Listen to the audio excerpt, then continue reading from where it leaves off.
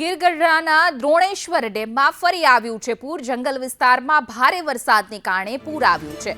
દ્રોણેશ્વર મહાદેવ મંદિર પરિસરમાં પાણી ફરી વળ્યા છે।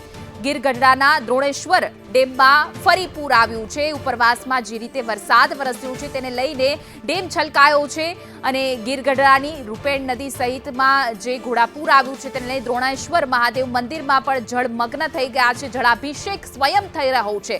દ્રોણેશ્વર ડેમ છલોછલ છલકાયો છે। આ દ્રશ્યો જે નયનરમ્ય સામે આવ્યા છે। ગીર સોમનાથમાં જે અવિરત વરસાદ વરસી રહ્યો છે તેને લઈને ગીરગઢડા તાલુકાના દ્રોણેશ્વર ડેમમાં ફરી પૂર આવ્યું છે। ગીરગઢડામાં જંગલ વિસ્તારમાં ભારે વરસાદને લઈને આવ્યું છે પૂર। દ્રોણેશ્વર મહાદેવ મંદિર પરિસરમાં પણ પાણી ફરી વળ્યા છે।